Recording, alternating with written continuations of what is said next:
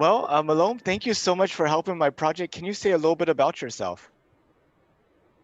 Okay, hi. I'm Malome KB. Malome is I'm from South Africa, and Malome is like a Pedi word in my language. It means uncle. So since my niece was born, I sort of took that title onto Twitter, and then KB is just Cabello. I work at Exaro coal mine. It's the largest open pit coal mine in the world currently, and we're supplying power to Midupi and Matimba power stations, which supply power actually for the whole grid in South Africa. And yeah, I'm a bit of a dreamer, entrepreneur as well, author here and there, and new self software developer. Yeah, last time we talked, I remember you were talking about creating a social network specifically for families. Yes, yes. The whole idea is to looking at how Facebook is actually like distancing people in real life. You find that people sit in a family living room, everybody's on Facebook, no one's talking to each other anymore. So to try and alleviate some of those problems that we're now facing, because like parenting is getting harder now because you end up staying with someone, you don't know them as much as you should, and Facebook is basically raising them. So the concern there, especially like with African families, is families are supposed to be like close knit. So what I'm trying to do is have something that's based on family tree, knowledge that you leave, the posts that you share there, therefore specifically and privately, exclusively for the family. And the hope there is to have shared knowledge and culture that is left for generations and generations to come. So some of the difficult things that people face right now in life, you won't find answers on Facebook and you won't find answers in a lot of places online. But if we have families that set up that kind of tree of knowledge, if I can put it that way, then I see a better future for human beings and for Earth as a whole. So yeah, I'm looking forward to getting that started in about a year. It sounds like a really interesting concept. Do you find that in South Africa, people are more likely to believe things they learn from a relative versus a stranger? True, very, very true, actually. Oral tradition has been very important, and it still is. We still sit around fires, especially in the winter, and we tell stories and we share, like, it's hard to believe sometimes when you have your grandmother telling you about when they were young, and you've never pictured that in your mind that they still were your age and went to school and everything. So it's always exciting to have that kind of setup. And yes, it is very true that most likely the knowledge that we have and the wisdom that we have, it comes from our elders, and as opposed to books and the internet, which is it's catching on, but not quite as much as what we still have in place. So yeah, that is very, very accurate, true. And how did you get into software development? What's your life story? Oh wow. Um, I grew up wanting to change the world somehow. I believe each and every person is born with potential, and they're born for a reason. And in my case, it was just to try and leave the world in a better place. This is actually a famous quote from Nelson Mandela, who said, "Our responsibility in this world is to just make sure that when you leave the world, you leave it in a better place than what you found."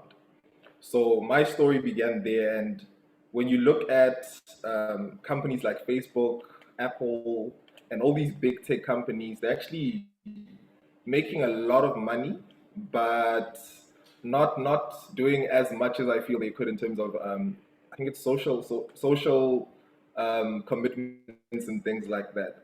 So I wanted something that would definitely help people connect and in more meaningful ways, and especially in the sense of there's a fact I read somewhere online that says 10,000 generations ago, we were all in one human body.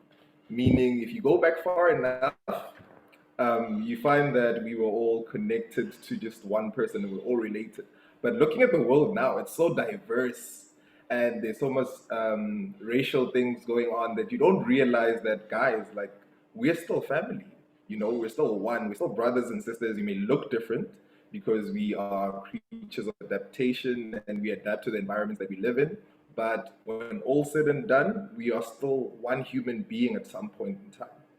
So my plan was just to try and help people connect like that. And then, you know, there's this thing that was happening big in the 1800s where someone could be scientists on the weekend, they could be a clerk during the week, and they could have like three, four different important things. And I told myself that look, if people could live like that, then I have every right to try and fulfill everything that I wanted to do. So software developing is just the means to an end to actually raise capital for other interests and other curiosities and things like that. But yeah, I'm hoping to make it in big tech someday soon or in the near future and hopefully make the world a better place. Did you study software development when you were in like high school or middle school or college? Or did you just pick it up from friends and from the internet? You no, not at all. Growing up in high school, I was interested in cell phone designs. I used to draw like engineering basically was what I ended up having to study. So I did mechanical engineering, and then this is how I ended up now at Exaro. So engineering was more a curiosity to me, like the love of making things, the love of like creating or improving things and things like that. That was me growing up, and I think for me, looking at software development, it's an extension of engineering. It's just a very less labor intensive engineering and more focused and more chilled in a way. But mechanical engineering was the way to go for me, and there's still a part of that in me, and I'd like to keep going with that. But software development happened as the means to an end because when you check how much it costs to make an app, I don't know the price in US dollars, but it's around 60,000 rands for us if you want a company to help make you a basic app and things like that. And yeah, if you can't afford something, you sort of make a plan and you make a way and you find a way to get it done. And that's how I ended up doing software developing. And I haven't studied for that long. I actually started December 2020. Oh, So okay. I'm Wow. still like brand new, and I'm learning a lot of things. It's amazing. Um, I want to say like I'm starting to believe the universe is a simulation because of the few things that I've started to learn in software development. The programming languages per se, and how each of them follows a set of rules, and you have to be very specific. But I'm learning and I'm loving it as I go. What are you studying specifically? I mean, are you learning like Python, C Sharp, Java? I started with Kotlin and Java. Sheesh. Kotlin was okay. Kotlin is okay because there's Google guides and there's a course on Google that helps you online understand everything. But Java is a bit of it's like a baseball bat to the face every now and then. But those are the two languages so making the app and at some point generate revenue. But the dream I love, I'm so fascinated by art. And um, I'm alongside Kotlin and Java learning Python. I have installed here. And yeah, looking forward to actually seeing how machine systems learn and deep learning and that kind of technology that I feel is going to be, by 2030, will be running the world probably. So yeah. Um, and you mentioned you're into mechanical design, and that's how you got into the mining industry. Do you like design mining equipment, or like Yeah. which part of the mining process do you work on?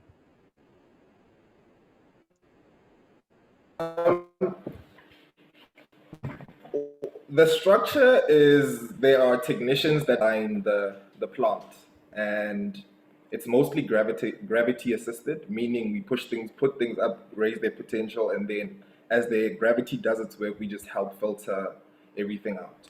So we are involved in the designers will design, the technicians will design like the systems, the plant systems, and everything, and then we'll just fabricate them, install them, maintain them, and then wherever we see a need for improvement here and there, we will redesign it and improve it accordingly. just to make sure that things are becoming more efficient, production is boosted, and so on. So part of what we do is basically mostly fabrication and routine maintenance.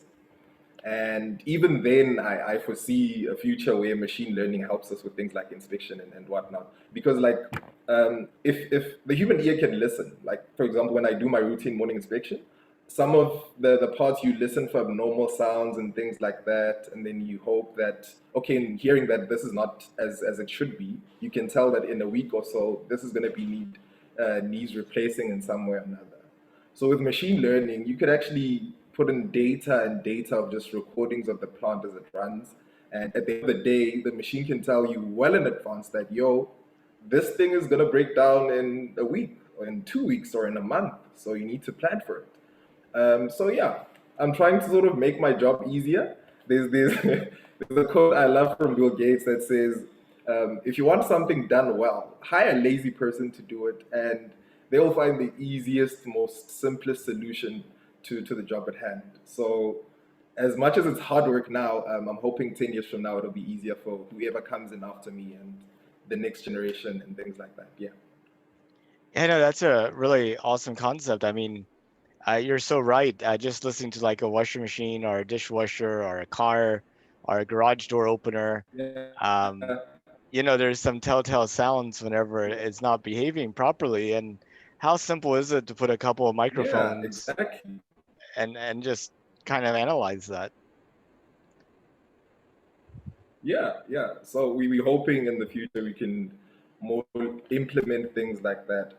But I just want to say I'm actually very excited about mining in general because before actually our last conversation, I used to think like an endangered sector, so to speak, because I hadn't fully realized the potential of mining in away from Earth, so to speak, and on asteroids and on the moon and things like that. And then the more I read into it, the more excited I became. You know that you find yourself like, hey, maybe I am in the right field after all. So yeah, I can't wait to see what the future holds for humanity and for Earth, um, outside of Earth.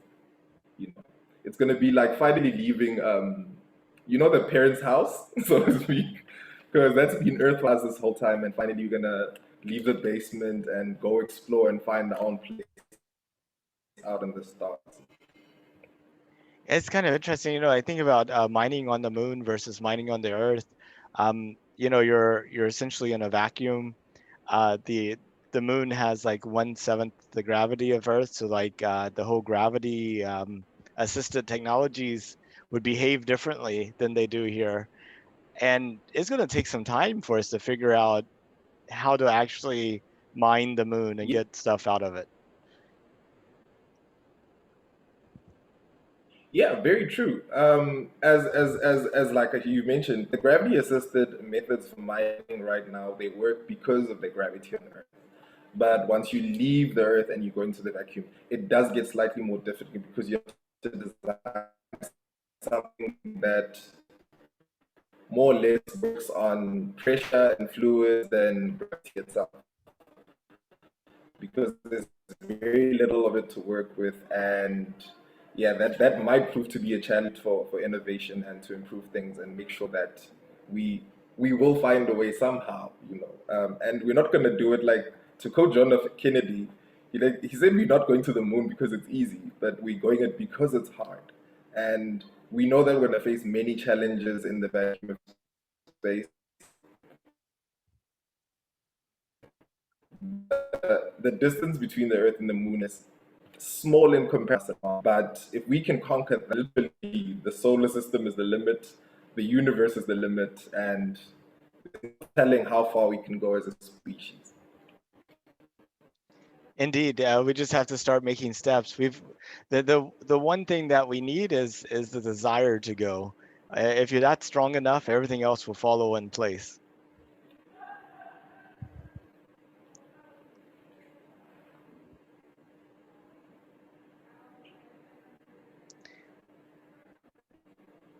I so I was wondering if you knew we were planning to send astronauts again to the moon in 2024, if you had heard of this.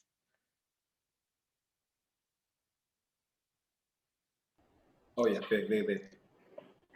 Um, well, I was wondering, you know, you talk about this like it was branching out into the rest of the solar system, and I think the one essential ingredient that we need is the desire to go. If we want to go, then everything else is going to follow in its place.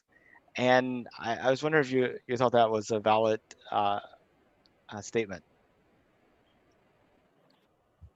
Yeah, very true.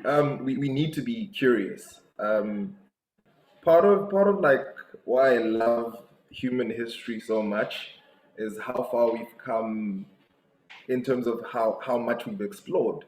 If you think about it, we were first in trees, just eating fruits and minding our own business until one of our great ancestors decided to climb down a tree and explore what's on the ground. And from there on, nature gave us a little push in terms of climate change, and we explored the world. And even less, actually, we migrated from Africa all out through the world, exploring, asking questions. What's beyond that mountain? What's beyond that hill? What's over there? What does this do? What does that do? And even our discovery of fire is actually just as important as I think the first spark of life.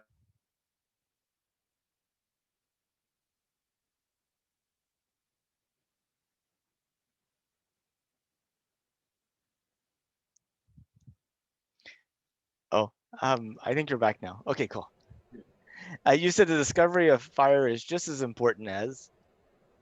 As actually as the creation of life itself, as the first multicellular cell. Because of fire, we were able to grow bigger brains, eat healthy, fend off predators, and invent the wheel, push the boundaries of what it meant to be human. Because my thing is, if aliens came to space, they would be shocked that we run Earth because we're not the fastest, we're not the most aggressive, we're not the most gifted in a lot of things, but we managed to engineer because of fire ways to move faster than all the animals, to fly higher than the birds, to well, we're still working towards swimming deeper than the octopuses and things like that. But they'd be surprised of how far we came just for discovering fire and being curious about it. So, like you said, the will has to be there. We have to want to learn more. We have to want to improve like the way of tradition, and it has to continue now. I feel like, well, in recent history, we've sort of stagnated when it comes to that, and we've sort of settled and become comfortable as much as we could, but that hunger for exploration, that hunger for curiosity, that I feel is still there and driving, even if it's a small population. Remember, small population is all it took to leave Africa, and look at where we are now. So even if it's not the whole world that sees the need to leave Earth, not everybody will, like you said on your page, not everybody thinks they want to, not everybody happy staying here. But then there's those explorers that carry that same spirit, that want to know what beyond. And we extreme will to survive and adapt. And space is no different, or rather, space should be no different. We should be willing to be in the moon and handle every challenge that comes with that. Yeah, I'm very excited about our future as humans and as human beings, and can't wait to see what the technology we have today can actually help us achieve. Yeah, no, that's a very good point. A lot of people are concerned about trying to convince everybody about doing something or not doing something. In reality, you only need to convince just enough people to make it happen. You don't have to convince everybody, just Yes, enough. exactly. Yeah, yeah, yeah. No, that is true. You only need a minimum amount, and I promise you, it starts. It's like a domino effect. once you get the ball rolling, you know, like look at what happened with Elon Musk.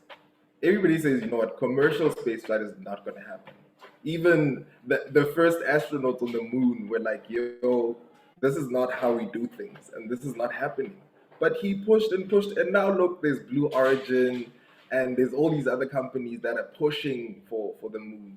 Even China has actually recently landed a lunar land and brought back samples. So it all just takes one person to spark the thing.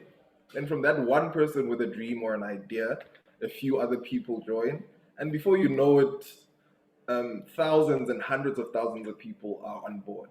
So it's the same with this. The minute we start pushing to have the first humans permanently on the moon, Mars soon enough is not going to be an issue. People are going to be dying to go to Mars. Curious, like, can't wait kind of thing to see humanity on two different planets. And yeah, that just it's literally the most amazing time to be alive right now. Indeed. And I was wondering, NASA's planning to send people to the moon in 2024. Had you heard about that before we talked? I had seen that there are plans, but not specifically what they were planning. And then after our conversation, I actually did read up on Artemis and the beautiful name that's linked to actually the Apollo missions because of Greek mythology, and it's actually an exciting thing because I heard that they're going to be having unmanned flights as soon as this year, Hmm. which is super exciting. And 2024 will have the first woman on the moon, which I feel is long overdue, and a few more guys there. So yeah, I hadn't heard of it per se, but you know, watch YouTube videos about space things and whatnot. You do see here and there what's happening and what might happen, but you know, it's that thing of we have a thing where we believe something only when we see it, like when there's positive, definite movement, then we start, okay, yeah, this is happening. So yeah. One of those unmanned flights or uncrewed flights that's going today or this year is actually going to carry uh, this micro SD card. I don't know if you can see that, but this micro SD card, which is Oh going to yeah. have a recording of this video on it. So your a recording of you is actually going to the moon. I'm going to the moon. You're going to the moon. No, that is the most awesome news I've heard. Yeah, it'll be the astrobotic mission that's No, I'm happening. very excited about that. That is unbelievable. I had no idea. Yeah. Hi, mom. I honestly had no idea. So it's awesome. And actually, I'm not sure if I'm allowed to ask questions, but Oh, sure, go I did ahead. have one Yeah. question. I saw you had your DNA also packaged to the moon. Yeah, so there's, NASA used to, when they wanted to send a probe to the Yeah, moon. so just like So NASA, whenever they used to want to send a probe to the moon, they would build the rocket, build the lander, put their scientific equipment on it, send it off to the moon. They decided to do something a little different a couple of years back. They started a program called the Commercial Lunar Payload Services Program, CLIPS, CLPS, and they said that instead of building the rocket and sending it to the moon, they would just pay. Oh, they would just pay. hi, sorry. Hi, no worries. I was just telling you about the Commercial Lunar Payload Services Program.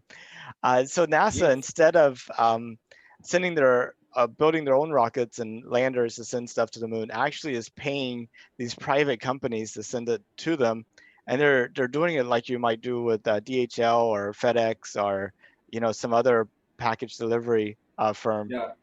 And so these firms are responsible for getting the rocket, building the lander, and putting their NASA's payloads where they're supposed to go. But if there's any spare capacity, they can do whatever they want to with it. And one of them, Astrobotic, is actually allowing for people to send Yeah. things to the moon. So, like for 500 US dollars, I can send something this Yeah. size to the moon And so that other company, they did the same type of Yeah. thing. They're paying Astrobotic, 500 or so dollars to send everybody's DNA to the moon. And I was really wanting to just support kind of this unique private entrepreneurship. I mean, it's kind of, uh, I mean, on one hand, it's kind of neat, but on the other hand, it's more of a gimmick than it is actual, uh, kind of what I want to send to the moon is me, and I want to be live and come back. Yeah, true, true. Because I remember having to explain to my fiance about it. And the first thing she asked us, what are they doing with the DNA on the moon? Like, what? Like, she was suspicious of the whole thing. So it doesn't make sense to her. But it's a good way to get people talking about it and people excited about it. And whatever thing that we could do there that we can't do here, I say we should go for it. And I was genuinely happy for you because I couldn't believe that we could do that now. So yeah, Yeah, I think there's still time if you want to send your DNA too. Um, that so would be awesome. I don't think they'd approve, but that would be awesome. My wife would probably be like, no. Because it's one of those situations where I'm the explorer and she's the one that will like Earth. We stay here. We're not going anywhere. We were made for Earth and things like that. So yeah, it does make things interesting. But I really am excited and I'd love to. Yes. my wife is sort of the same way. So when you find the trick, the conversation that actually works to change that, let me know. No problem. No problem. So I mean, that brings up another question: is if it was safe and affordable, would you go to space? Of course, every day of the on a Tuesday morning, just for coffee, I would do it. Like if it was possible, I would live up there, man. Earth is so beautiful. There's this view. I love of one of the first pictures that we took of Earth from the moon, and it seemed so small. And it makes you realize that you're down here fussing about all these little lines and borders and things like that. And if you go outside and like outside the Earth atmosphere, you realize there's no countries, there's no borders. It's just mountains and oceans and forests and all of it. It's just one thing. So just for the view, I would do it every day. Hmm. That's awesome. I think you'll have the chance, actually. I think in the next 10 to 20 years, you'd actually be able to go to space. Yeah, plus I actually do want to take a picture of the curvature of the Earth from space, just so the people that still believe the Earth is flat can have like more concrete proofs. I think that'll go a long way in helping unite our reality of what the Earth is. And yeah, I can't wait for that. Yo, Do you think that people that believe the Earth is flat is because of lack of proof? well, I'll be honest with you. I actually ran an experiment with a friend of mine, and we called it falling into the rabbit hole. And what we were both supposed to do was go on YouTube, watch all the videos that say the Earth is flat, and then try and see how long it'll take to convince us. And yeah, the problem is once you've seen the globe and everything, it's hard to say, look, it's flat because at some point people would fall off, and things like that, and we would have found the edge by now. So I think it's just information is more convincing.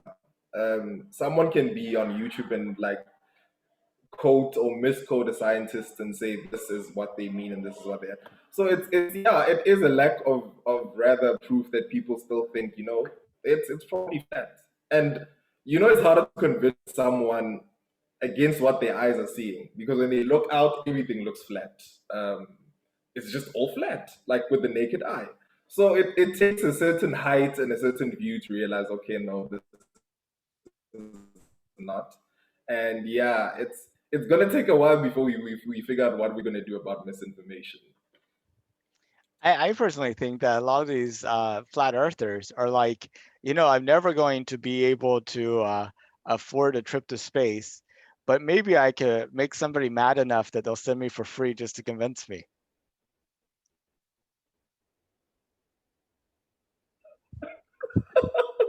Yeah. Yeah, I would be that man. I would honestly like sponsor free flights, like one seat flight, just to make sure. Like, look, go check. If you still think it's flat, then I really don't know. Like, yeah, but I think you're right there. Yeah, but You're definitely right. Yeah. they might be like, yeah, yeah, sure, it looks round. I can't really see it while I'm in orbit. I think you need to send me to the moon. Then I'd be convinced. Send me to the moon, and I'll be convinced.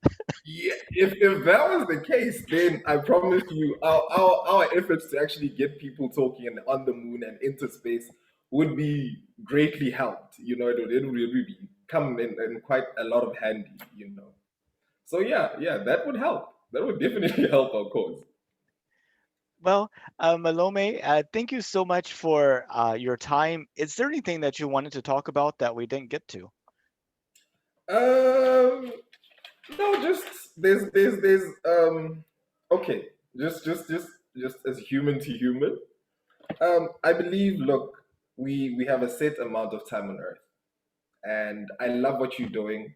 And the I've actually like I'm excited, but just watching some of the interviews and the people that come in, the knowledge that they share, and it reinforces the fact that the time that we have on Earth is so precious, and if we can spend it not chasing material things, but we better humanity, we do things that actually benefit people on the whole.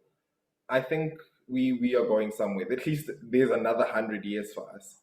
But if we keep going to the direction that we just all want money and all want cars and flashy houses and all of that, it's not going to end well. So the sooner humanity becomes one with nature, I would love to see that.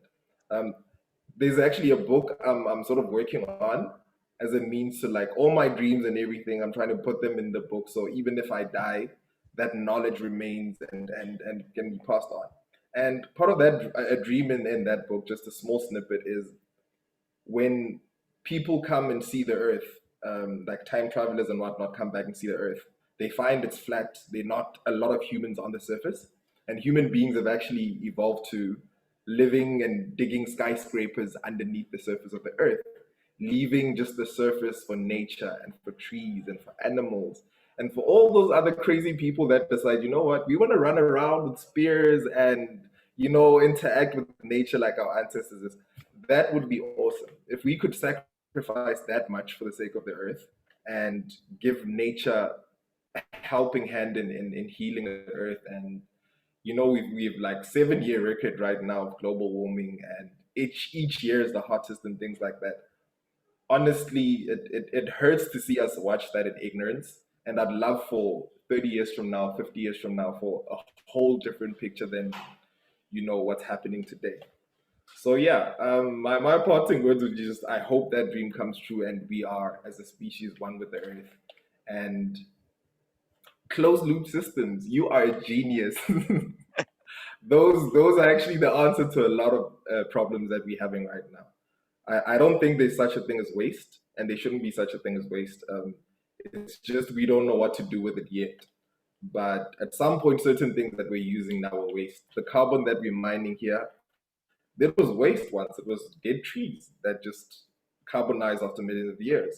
And now we're finding uses for it. So if we can keep that will to innovate, that will to improve, that will to, make things better, I feel that humanity will conquer the universe and the galaxies and just everything.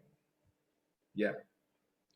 I totally agree with you. And talking about carbon being a waste resource that we're using, I keep thinking, plants take carbon out of the air to build these really strong structures like trees. The carbon that makes up that tree came from the air. How long is it until we learn how to build skyscrapers out of carbon out of the air? That would be kind of an amazing development, I think.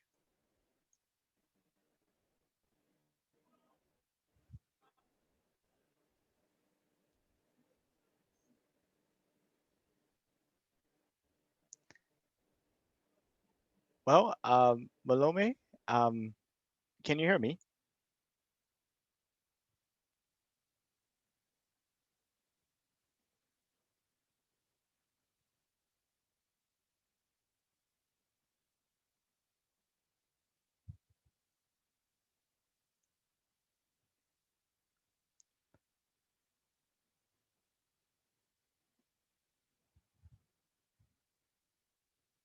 Oh, hello. I can't wait until Starlink's out Hey, there. I think you got cut off, but you Oh, I was saying, these real big, strong trees are built out of carbon out of the air. I'm looking forward to the day we have the technology to actually build skyscrapers using the carbon out of the air, and we're actually, you talk about taking a waste and turning into a resource. true. So you're right. It actually makes you realize all the carbon in the air could be a valuable resource in the future if we just learn to store it right and as nature intended. Then years from now, people could benefit from the trees that we plant today. And I just want to say as well, just plant as many trees as you can. It doesn't matter where you plant them, just as many as you can. Because to offset the amount of carbon we emit, I think the average citizen usually emits around 44,000 pounds per year. And Hmm, that's like 500 to 1,000 trees that we need to plant to offset that. So just to you and everyone. Even when we get to the moon, I hope we plant trees because they're just so awesome. definitely. Well, thank you so much. I look forward to staying in touch online, and have a good rest of your day, and talk to you later. Thank you, Nate, and see you on the moon. See you on the moon. Bye bye.